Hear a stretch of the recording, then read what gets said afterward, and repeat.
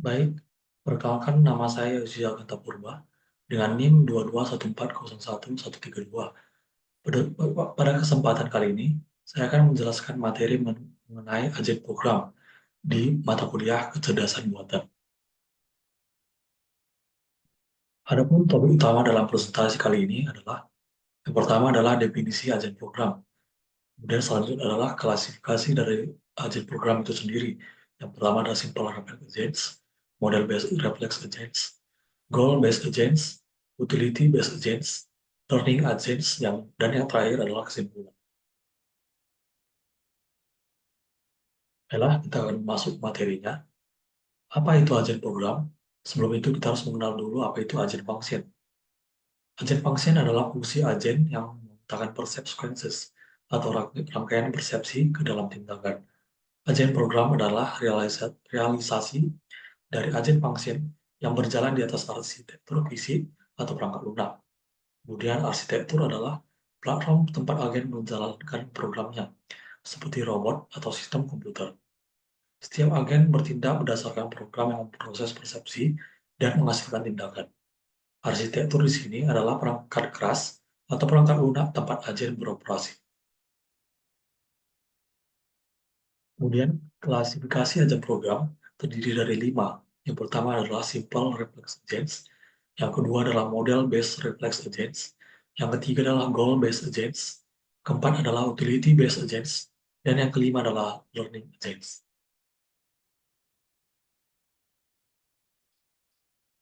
Dalam kita akan masuk ke klasifikasi yang pertama, yaitu simple reflex agents. Simple reflex agents bekerja dengan kondisi action rules, yaitu aturan sederhana yang menghubungkan kondisi saat ini dengan tindakan tertentu. Mereka tidak mempertimbangkan secara persepsi atau masa lalu dari lingkungan. Ketika agen menerima persep, ia langsung memilih aksi berdasarkan aturan yang sudah ditentukan sebelumnya. Ciri-cirinya adalah, yang pertama, simple reflex agents tidak memiliki ingatan tentang keadaan lingkungan sebelumnya. Mereka hanya bereaksi terhadap input yang diterima pada saat itu. Kemudian, kedua, aksi ditentukan berdasarkan kondisi tertentu. Misalnya, jika sensor mendeteksi dinding belok kanan.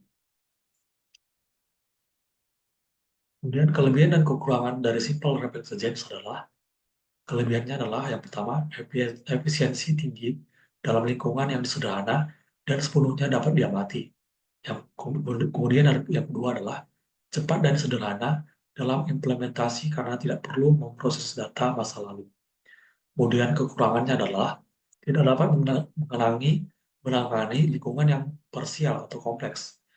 Artinya, jika kondisi saat ini tidak memberikan semua informasi yang dibutuhkan, agen mungkin mengambil keputusan yang salah. Kedua adalah tidak ada adaptasi atau pembelajaran. Artinya, tidak dapat menyesuaikan perilaku berdasarkan pengalaman atau riwayat.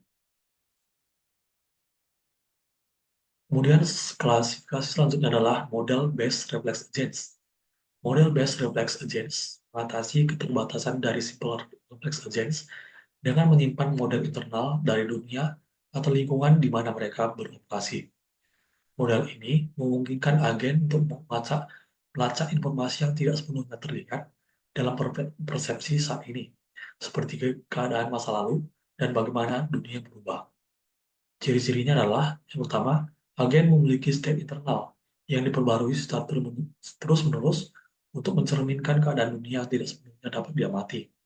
Kedua, agen menggunakan model transisi atau transition model, yaitu model bagaimana lingkungan berubah untuk memperbarui state internalnya dan membuat keputusan yang lebih cerdas. Kelebihan dan kekurangan dari model based agent adalah, yang pertama, dapat menangani lingkungan yang parsial. Artinya, dengan menggunakan model internal, agen dapat memperkirakan informasi yang hilang atau tidak sepenuhnya terlibat. Yang kedua, lebih fleksibel dan cerdas dibandingkan simple reflex agents. Kemudian kekurangannya adalah, yang pertama, kompleksitas yang lebih tinggi. Artinya membutuhkan lebih banyak perhitungan dan penyimpanan data. Kemudian selanjutnya adalah kesalahan dalam model dunia dapat menyebabkan keputusan yang salah.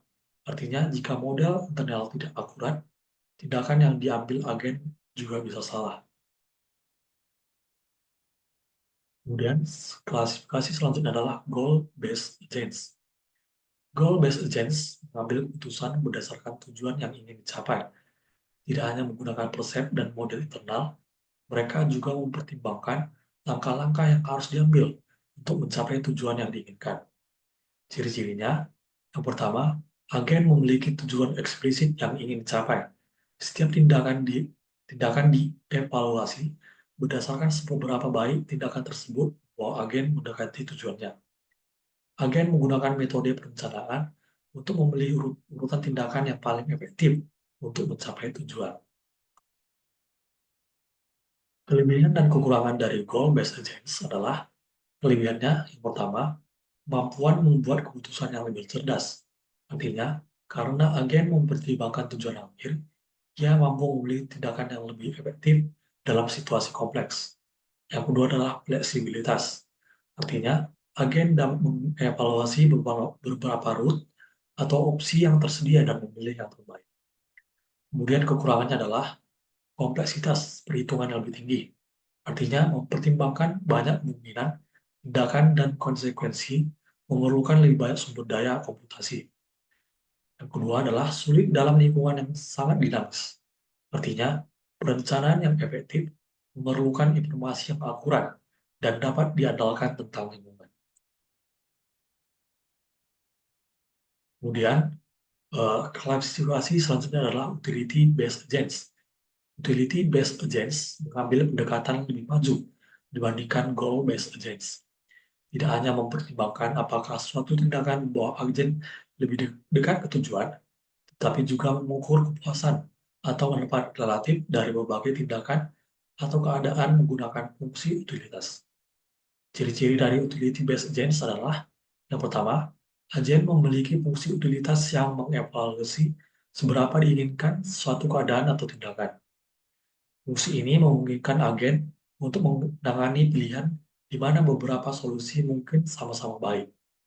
Yang kedua, agen memilih tindakan yang memberikan utilitas tertinggi, bukan hanya yang membawa agen mendekati tujuan. Kelebihan dan kekurangan dari utility-based agent adalah yang pertama adalah fleksibilitas yang tinggi. Artinya, dapat menangani keputusan yang melibatkan beberapa pilihan optimal dengan cara memilih tindakan yang memberikan nilai atau kepuasan tertinggi. Yang kedua adalah penerapan yang lebih luas.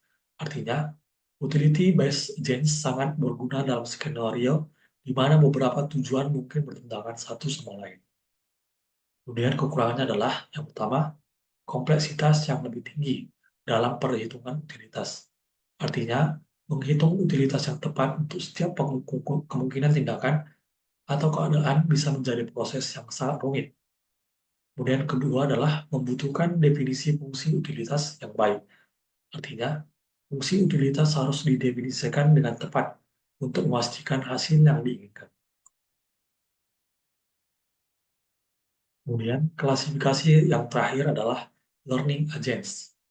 Learning agents adalah jenis agen yang paling fleksibel dan adaptif karena mereka dapat belajar dari pengalaman dan memperbaiki kinerjanya seiring dengan waktu. Mereka menggunakan feedback dari lingkungan untuk memperbarui strategi atau model mereka. Komponen-komponen utama dari learning agents adalah yang pertama adalah learning element, yaitu komponen yang bertanggung jawab untuk meningkatkan kinerja berdasarkan pengalaman. Yang kedua adalah performance element, yaitu komponen yang bertanggung jawab untuk memilih tindakan berdasarkan persepsi saat ini. Kemudian komponen yang ketiga adalah mengevaluasi tindakan yang diambil oleh agen dan memberikan umpan balik yang dapat digunakan oleh learning element untuk memperbaiki kinerja di masa yang mendatang.